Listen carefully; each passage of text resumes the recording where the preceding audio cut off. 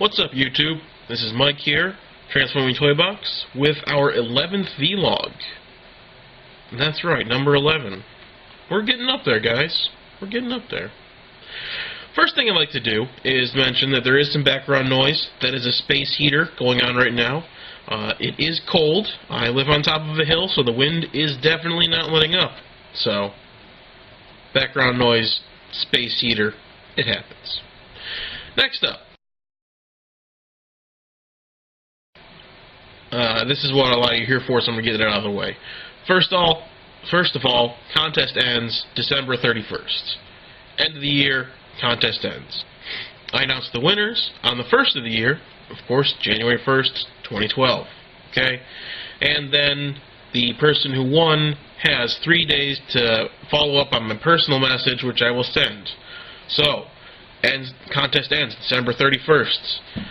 I put a video up announcing the winner and send the winner a personal message requesting an address to send it to.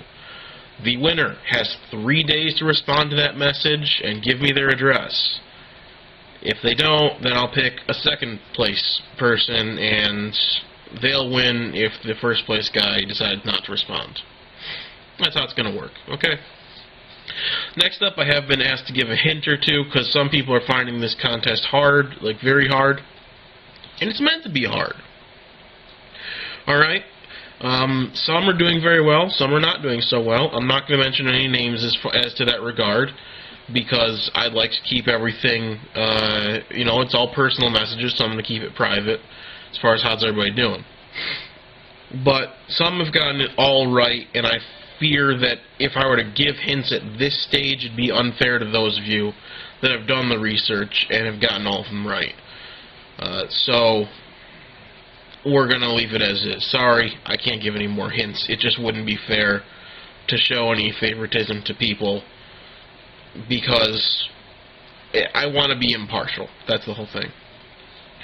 And then finally, this is less of an update and more of a reiteration. You are welcome to do research anywhere on the internet, or any person, anything. Crack open a book. I don't know where you'd find this in a book, but wherever you can find the answers, besides asking me, you can get them. Maybe you have a friend that's into Transformers, say, hey, what are these guys' names? That doesn't matter. The limits are off. Aside from asking me who they are, you can ask anyone or anything else. Alright? So please, do whatever you have to do to get the answers right. Okay? And then one more thing. If you did already make an entry and you feel like you didn't get them right, I will allow you to post a new entry. Okay? The only catch is that the latest entry you submitted counts. Okay? So don't change your answers if you got them right. If you really think you got them right, don't bother, don't listen to this, don't worry about it. Okay? So, but if you think you got them wrong, or you did get them wrong, if you left some blanks, resubmit an entry, and do the best you can with it. Next up, we have... I'm going to mix the shout-outs with the questions this time along. And the first one goes to Mantis99s. First of all, shout-out, because he had some very enlightened answers, I gotta say, and he's won a prize. That's right, dude. Got your prize right here. 5 gallons, government surplus peanut butter. There you go. Yeah. I did it. That's right. Alright, now for the Mantis' questions. First of all, he asked, favorite Ninja Turtle? My favorite Ninja Turtle, Donatello. Quarterstaff. Wielding a quarterstaff is tough, and he gets some respect for that, because it is one of the tougher weapons to wield, man. I mean, hey, double katana is easy compared to quarterstaff. Hell, take some skill, man. Take some reffing skill.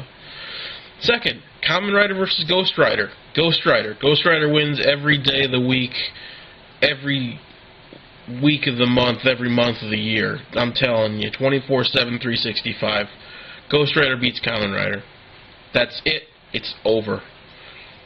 Have that. Ghost Rider wins. Oh well. Oh well, Rider heads. What are you gonna do? Okay. Now his third question. Do you think Marcel Duchamp's involvement in the Dada movement was a precursor to the modern popularity of the Kardashians and other found art pop culture memes? Yes. Next question. Seriously, what do people see in Kamen Rider? I don't know, dude. I really don't know. Have you tried to watch any of it? I tried to watch a little bit of it. You know, here and there. I tried to watch a little on YouTube, just couldn't get into it, I'm telling you. It's good for Rider heads, but I am amazed at its popularity. I prefer Disney's Condor Man. Right on, man. I don't even know what its popularity is. I mean, hey, some people really love it. Don't know why. Couldn't tell you why. I don't even care about Kamen Rider. I'm not a Kamen Rider fan. People have told me to give it a chance. I gave it a chance. It didn't work. Didn't work for me. Doesn't work for me, so that's all I can say. I'm not a Kamen Rider fan, and I probably never will be unless my opinions on what's entertaining changes a lot, and it's not due to anytime soon, so take that as you will. Don't like Kamen Rider. I don't know what the phenomena is with all these people, but hey, it's cool with me, man. Whatever you gotta do. Next up, these three questions from JM Goofs Off, and a little shout out to him. He told me that he actually did go to a private school.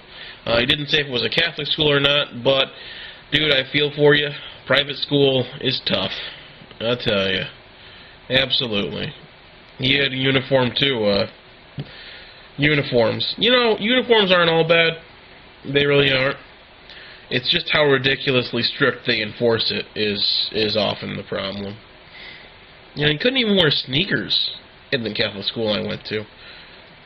Now I wear sneakers every day, even if I don't want to. Just because. Just because you never could at Catholic school. Yep. Anyhow, his questions. First, what characters from G1 do you wish had an origin story in the G1 cartoon? Okay. And he says that he wished the Protectobots had one. I second the motion on the Protectobots having an origin story in the G1 cartoon. That would have been really cool. Because Defensor was one of my favorite underrated combiners. I think he needed to have more. They needed to flesh out that story some more. I mean, come on. Other G1 characters that I wish had an origin story. I would have liked to see something more about Warpath.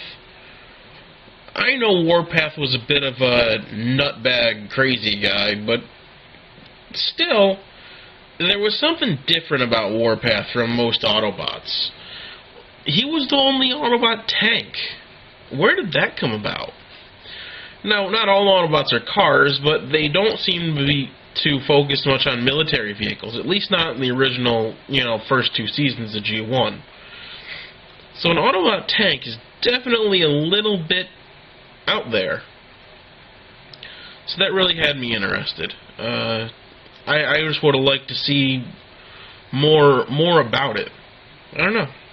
Warpath for sure, though. Number 2, is print media, books, magazines, newspapers still relevant to you? And what are your predictions as to where print is headed? Can it coexist with the internet? It is still relevant to me. I still read books. I don't really do much with newspaper, though. Magazines and newspaper, not as much. But books, I definitely still use. So yes, they are still relevant to me. I still read them because you don't get glare on a book. If you drop a book, it doesn't break. And even if by some way you hurt a book, you're only out the cost of that book, not the cost of a very expensive piece of technology. So, that's my thoughts on that. What are my predictions as to where print is headed?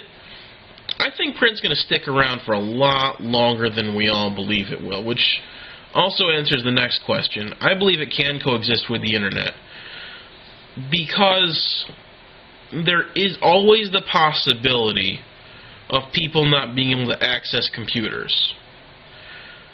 But the ability to read and write is something that is quintessentially human, and that I believe will last much longer into the future than we really expecting. It's a very important thing, and not only do I think that it will last longer, but I really hope that it lasts as long as humanity does, because print media is an integral part of our history as a civilized people. Absolutely. Next question. If you had $1 million, what would you buy for your subs for Christmas? What would I buy for you guys for Christmas? What would I buy for you guys? With $1 million. Are you saying $1 million after taxes? Because first I'd pay the taxes off on it. That's first thing right away. I am not getting in trouble with the IRS. Not by a long shot. But if I had $1 million after taxes, and I was just going to buy some random stuff for my subs, you know, everybody's thinking like, oh, I'll get like a Fort Max for everyone. You know what? I'm not going to lie to you guys. I think Fort Max and all that stuff's overrated. Take that as some kind of crazy blasphemy, if you will, but I don't care. I don't care for all those huge monster city forming things. Yeah, they're cool in concept, but I could take them or leave them. But there's two Transformers that I would definitely get for everyone that everyone should have. Unicron and Primus. Absolutely. Every single subscriber gets Unicron and Primus. Reason why? Because I believe those are two that you should really have for a Transformer collection. And most people are collecting Transformers here. And of course, I get them all mint in box and everything. So if you didn't really want them, you could sell them off for a good amount of money yourself. Definitely Unicron and a Primus for everybody. And then maybe, I don't know, throw in an Optimus and a Megatron from, I'm thinking a Cybertron Optimus Prime and a Cybertron Galvatron. Because those are the two biggest and sort of most epic leader bots that you could get. But the Cybertron Optimus Prime would come with a wing saber, for sure. For sure, man. Absolutely. And then I'd probably have a lot of money left over, so everybody gets Transformers, the TFC Hercules, the whole thing. You know, if we're going to be flamboyant already, then everybody gets a Hercules. The whole thing, the whole $600 Devastator, everybody gets one. You know, if I got $1 million, I could figure I could hook it all up. So there you go. Okay, the next question is sort of a part 2 to the whole deluxe size cassettes that I talked about in my last vlog. And this comes from Damn You Hussies. His question is an expansion on that. If I could make some new original character cassettes for Soundwave, what would they likely be? My idea for cassettes for Soundwave would be twofold. First of all, cassettes that turn into vehicles. What kind of vehicles? Tanks. Soundwave would have like a mini tank army that turns into cassettes. That'd be cool. That'd be really cool. And maybe even a cassette that turns into a vehicle to carry Soundwave. The cassette pops out of him and then carries him. That's the sound of your brain exploding. Yeah. Yeah, but like some kind of vehicles that pop out of his chest and kill things. Because it's all been either robots or animals. So I think a couple vehicles would be neat. And then some kind of target masters or weapons. Like a cassette that turns into a gun and a cassette that turns into a sword. Maybe even a cassette that turns into a shield. All of that would be cool. So that's what I'm thinking for new original cassettes. As far as characters go, They would sort of be characters in as much as Laserbeak the bird is a character. I mean, hey, they don't really talk or anything, but they have different special abilities. Like, the tanks would be extremely durable. You know, you couldn't destroy them too easily. And the sword would be able to cut through, I don't know, Unicron's ass or something like that. I'm not sure. I don't know. I'm just shooting ideas around my brain. So there you go. There's question part 2. Hopefully that answered it well enough. The next one comes from Big Daddy Darth, and I have to do a shout out to him too. I will be working on a video response to a video you did recently. Hopefully I get that done some point soon. Who knows? He has a MacGyver edition problem. Pinecone plus peanut butter plus a clothespin plus a Bic lighter equals, see page 102 for the answer. You know, before we go to page 102, I'm going to say homemade explosive. Then we go to page 102 and we find the word boom.